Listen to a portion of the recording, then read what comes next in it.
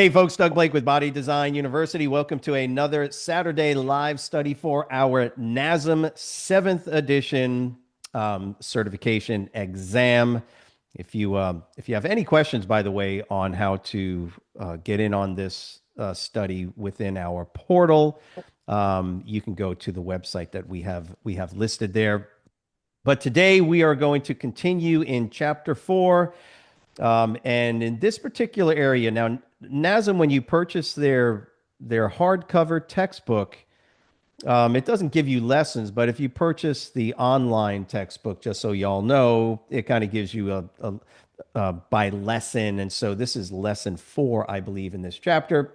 Nevertheless, I'm going to go ahead and share my screen for you guys. Good to have you folks with us. So, if you didn't do so at the very beginning of chapter 4, don't start at the beginning of the chapter. We always go to the end of the chapter first, read through the chapter highlights, which are bullet points, and then we come back to the beginning of the chapter and we start moving through, always looking for charts, bullet points, graphs, things like that. Those are going to be the main focus of your study. So when we get, and that's why as we go through this, you'll notice I'll just shift from one page to the next, especially if this is your first time watching any of these particular live videos.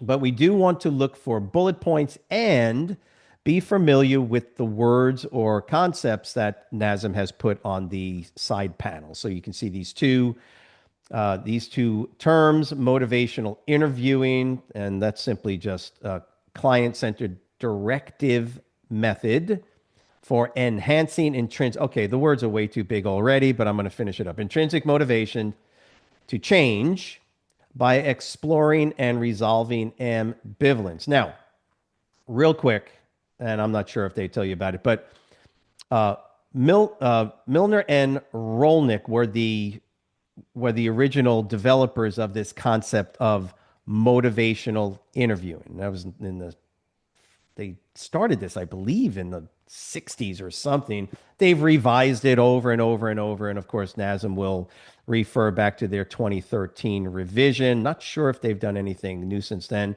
It's really a very helpful sort of technique when it comes to helping people to go through the stages of change. And the key term here is ambivalence.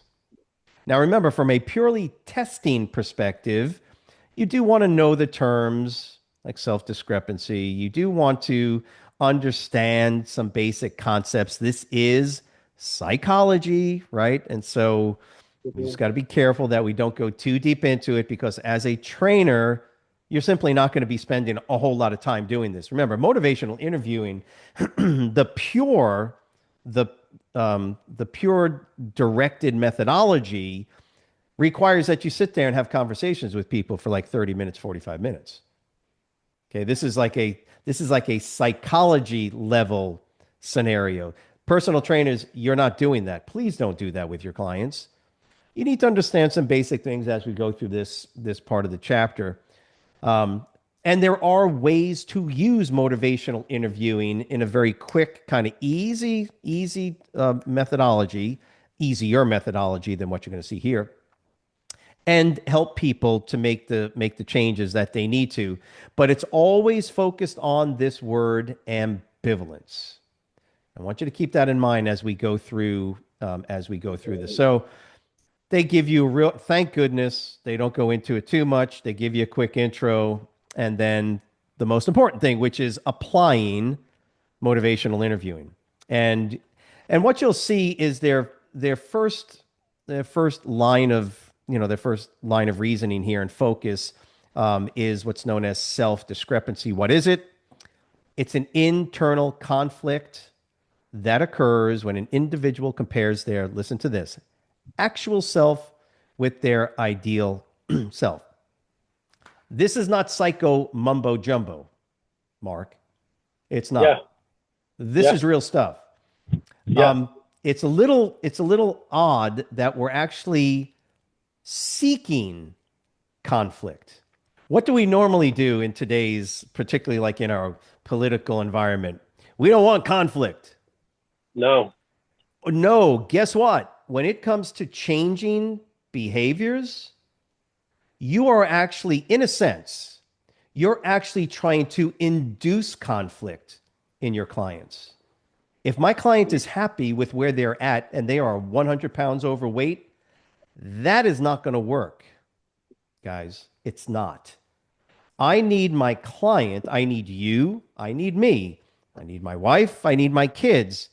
Um, I need my clients who are paying me money to feel a sense of discrepancy, conflict with the way they are, right? And Hmm. the way they want to be. Does that make sense? Well, yeah. One of the ways we help people from pre contemplation or even contemplation is to actually induce, encourage this internal conflict. Does that make sense? And that's all self discrepancy is. It's this idea that our clients, well, all of us, we have an idea, an actual self. We have this part, we have our intrinsic understanding of who we are. And now again, this is from a personal training perspective.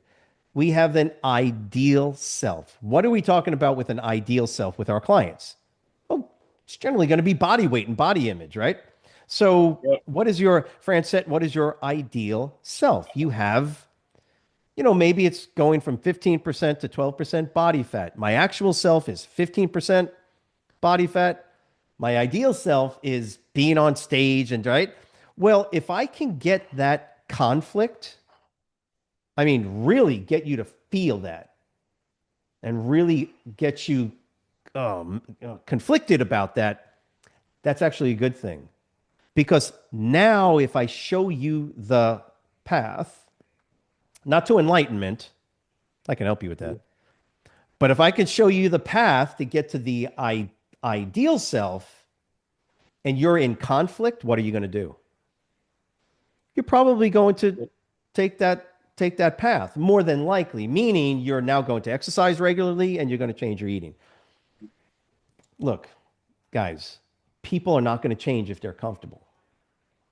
You know that, right? Mm. Come on, Yeah. we all know that. People that are comfortable, they're not going to do it. There's no incentive. But if that little inner part of their brain says, Mark, Mark, you don't look good enough, dude. You need, right? If that little part of your brain says that, you're going to be like, "What? Okay, well, let's have a little fight here." Your ideal self has to win out. And that's when Yeah. you'll be able to take that path. Now, look, that's all psychological stuff, but in the end, we are trying to help people to actually get into a state of conflict, internal conflict. Does that make sense?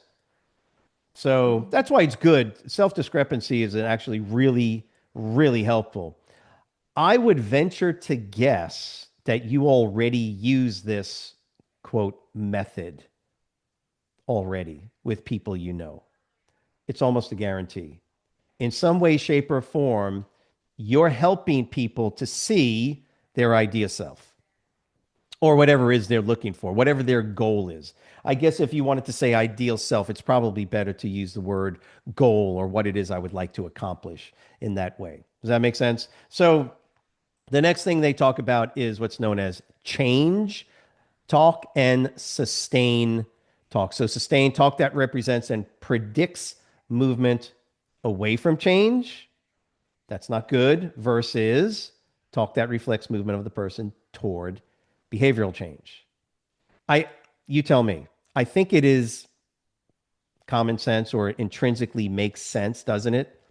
If I keep telling myself I'm good, I'm fine, everything's okay, right? I don't care that I'm 50 pounds overweight. I don't care that I still smoke. I don't care that I eat like crap.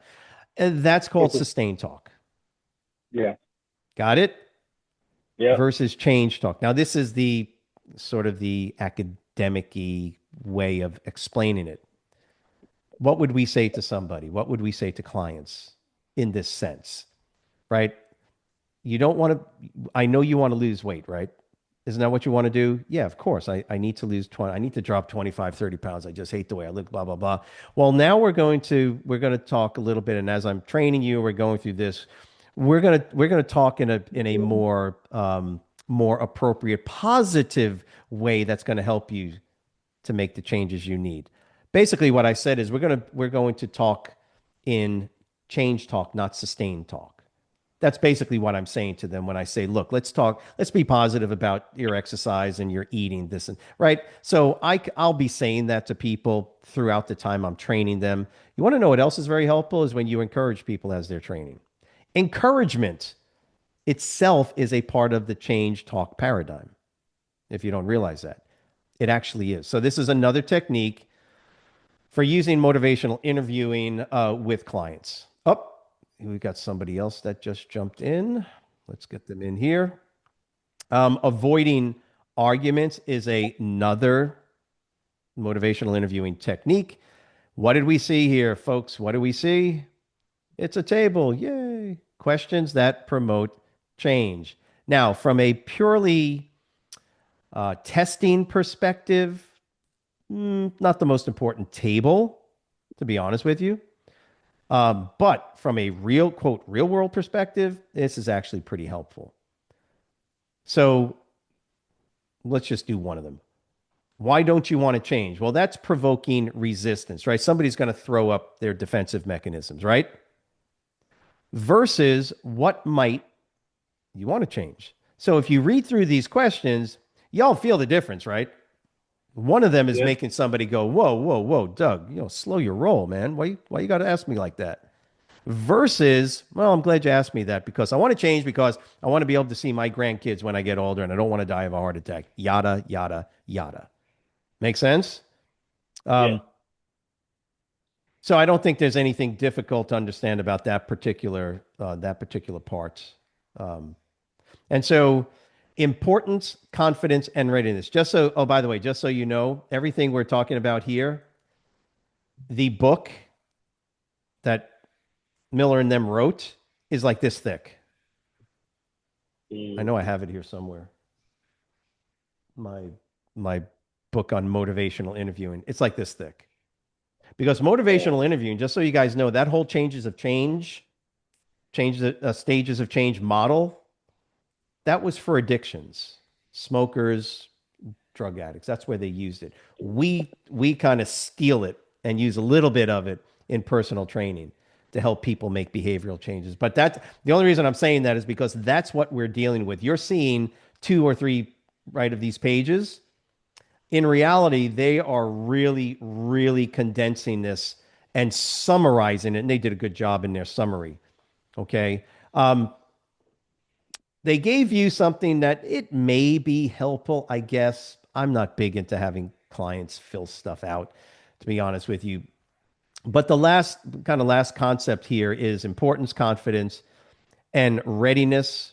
You want to identify how motivated a client is. Does that make sense?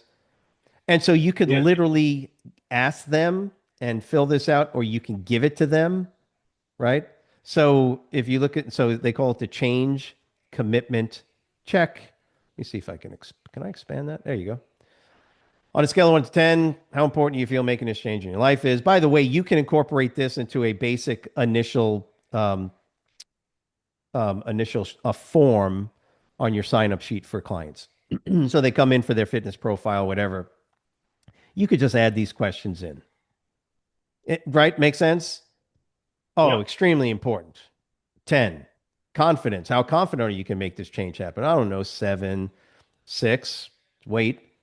Readiness. So, how ready are you to start making this? I need to start today. I want to start today. So, let's look at importance, confidence, readiness. If it's really important to somebody, watch this. If it's really important, but they ain't confident and they ain't ready, what's going to happen? They ain't going to do it. They're not going to do No. it, guys. If it's not No. important or moderately important, right? But they got confidence they can do it and they're ready to do it. What's that scenario? they're probably not going to do it. Why? Because it's the importance component. That's the driver. If you get all three of these, if you get all three of them in the 7, 8, and above range for most folks, guess what? They're going to sign up with you probably. And if they've already signed up with you and you use that as a predictor of how well they're going to do accomplishing their goals, and they're answering 7 and 8s and above on all three of those, guess what you can predict, or at least make a fair assessment on your predictions. What do you think is going to happen? They're going to make the appropriate changes, more than likely. By the way, a little tip on how to use that. You can like bring it out every time they tell you that they ate ice cream when they weren't supposed to. Francette, you told me, right? And then you're like, oh, Doug, oh, okay, I'm going to train harder this time. And that's, yeah, guilt your clients. Did I say that out loud? There ain't nothing wrong with doing that. You're already creating conflict.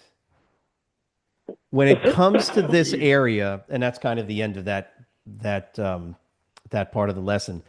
When it comes to this area, making people uncomfortable, developing discrepancies in themselves, getting them to acknowledge and feel that internal discrepancies, or what we call ambivalence, is really, really, ambivalence is like I love you, I hate you, right?